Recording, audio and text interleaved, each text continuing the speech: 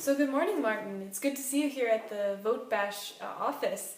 And also congratulations with the IPO success that you had yesterday. I have a few questions for you, and I was wondering if you could tell me about 10 years ago when you launched your social voting platform, VoteBash. What services did you offer during those days? Yeah, well, first, good morning and thank you. Back in 2014, we started VoteBash with a vision to set up a social voting platform that focuses on the voter. And we came from the idea that surveys and polling systems of that time were one-way direction, and we wanted to put the voter in the foreground, because you want to know what happened with the opinions, and you can do a lot of playful things when you have someone's opinion. And furthermore, we basically set up VoteBash as a very brandable platform. We had this playful thing with buttons where people could actually earn a button when they vote on a question, so that they can affiliate with their opinion, but also with a brand and organization that put out that question. And it was a very, very great tool already back then to create a movement and also retain an audience base. And do you mind me asking what inspired you to create such a platform?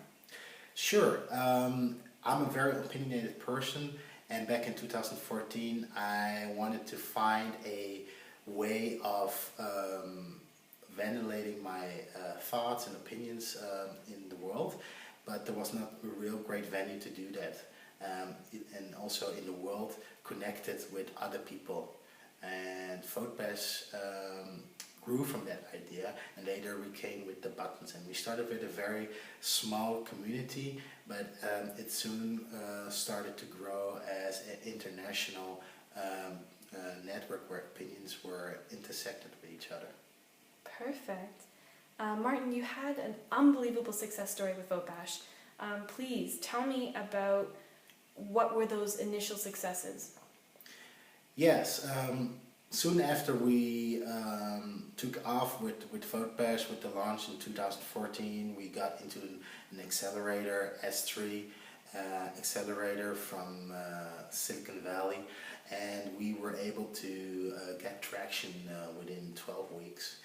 And we got traction with companies that started to use VoteBash for their profiles, and they wanted to create a community around their brand and get opinions from customers, so they were able to get very creative insights, and also they were able to distribute their brands. On the other side, voters were able to show what they stand for, affiliate with organizations and brands, and they started with movements. And there were a lot of political movements, but also a lot of social movements where people had great ideas and were able to retain an audience base by just a single button. And that was really a great way, and a new way actually of getting things done in the world and getting attention and awareness for issues that matters to them most.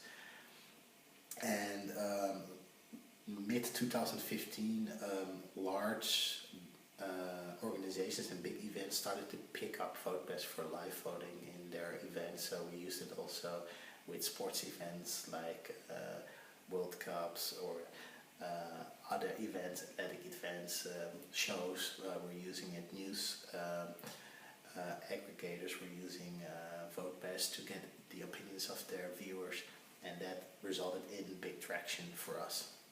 That's awesome. And then in 2016 there was the fascinating story of the election in the US. Could you tell me what happened during that time with VoteBash? Yeah, in hindsight, we're now in 2025. In hindsight, we all know now that the 2016 election was a very controversial one, and people were just really fed up about the process and the things that happened there, and a lot of people wanted to ventilate their opinions, right? and they did this in VoteBash. So VoteBash went nuts from there. It really grew tremendously, exponentially, and we had really big efforts to keep the service running, and people even used the service after the election because they thought it was so useful to them to ventilate their opinions and also find like-minded people, that they were able to use that venue for other areas than in politics. Awesome. 1 year later, unfortunately, you had some bad experiences, I heard. Could you tell us more in depth about what those experiences were? Yeah, we were really enthusiastic and also spurred by the growth that we witnessed during the 2016 US election, and it got us a little bit crazy, I must say. In hindsight, we took a very bad decision. We wanted to grow fastly, more than we could handle, and therefore we hired people in local countries that were not really the right fit for a company and our vision. So they didn't really manage to ventilate or to communicate our vision effectively, and that resulted in misunderstandings with local stakeholders like governments and also other organizations, and that temporarily led to shutdowns of VoteBash in those communities and in those countries. But we were able to turn that around. We partner up with those local communities and with the international governments, and now they are our biggest customers because they can actually use VoteBash more better than we ever thought they would do to govern their countries with the opinions of their constituents. That's very interesting. Yes. But besides politics, VoteBash also had a huge impact on commerce. Is that true? That's actually true. There are two big accomplishments that I'm very proud of.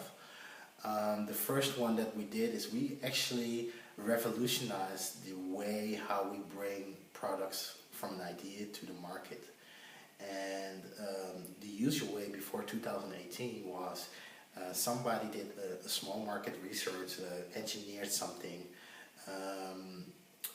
built some multiple versions of the product, and then went into production, and then the selling process started actually, and that's where the customer came in, and people wanted to get these products out, right, and it never really worked out. And what we do is we turn that whole thing around. We say, no, the customer comes first, and basically with that you can use VoteBash to get the opinions of the customer first and create a virtual prototype of opinions, and that's actually the product.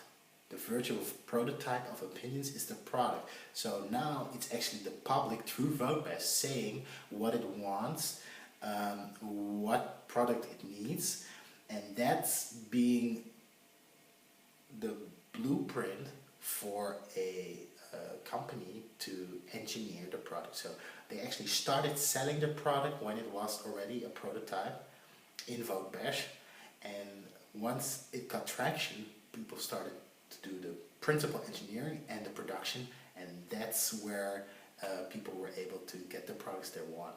And of course it was a perfect hit, so that's what we changed, the idea to market.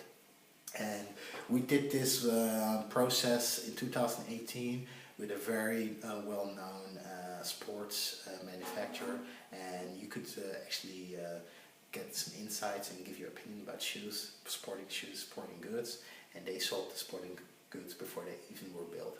And once you sold one or bought one, you got the product maybe half a year or a year later. Wow, VoteBash sounds like a really efficient way of exciting its customers, or exciting customers of your users. Actually it does, and we make the experience better, and the quality of information is better because we use the opinion filter.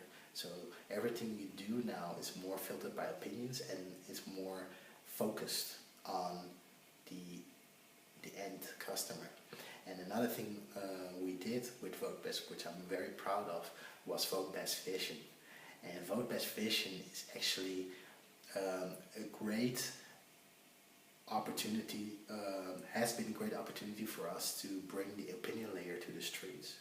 So what it does is that VoteBash opinions are in the internet, and we bring them to the street with VoteBash Vision. So you can walk to any store or any place, and you can get the opinions that people have, our VoteBash community have, on that specific venue. So if you go to a store, you would actually know what the people think about that store. And if you're watching a product in that store, you know exactly what the people are thinking about that product. So it helps you to make the right buying decision at that specific time, at that specific geo place. So it's like a streets view for opinions, right?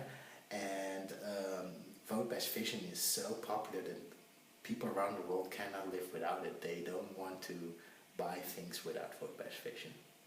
Wow. I also want to talk a little bit about what happened last year.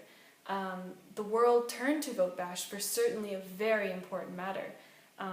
Could you tell me a little about what that did for the company? Yes. So we came from this very small idea with this very small community to put the voter in the foreground, and we progressed through the time where people actually started to feel comfortable making their opinions transparent and also do voting online. So it was obvious for us to take the next step, and we actually hosted in 2024 the first US elections online, and it was very powerful, it was very efficient. We were able to complete the voting process in a matter of hours, and people didn't have to go out of their homes to vote their president, US president. They were able to vote from their comfortable home and see the results directly, so they were able to track the results as well. It was a live feed. So it was great for reporting, it was great for direct feedback to the citizens, and the US presidency was very fastly elected and in an efficient manner. So people were able to get their elections done in a very meaningful way, and they are pretty happy about it. So they're going to roll it out to all the other constituencies as well. That's amazing to hear. That's amazing to hear. So Martin, can you summarize for me the vision for this company in the future? Right. So here's what I'm thinking. We came from the information age, and with VoteBash opinions, we were able to make a little bit more sense about this information. And with the decision that we correlated to that, people were able to take action on that information with their opinions. So in a nutshell, I would say that the one who owns the information is very powerful in the internet age. The one who has access to those opinions is even more powerful. And the one who can combine both rules the world. Wow. That's really inspiring. Thank you so much for speaking to me, Martin, about all of this. And that is all with the CEO of VoteBash for today. Have a great evening. Thank you.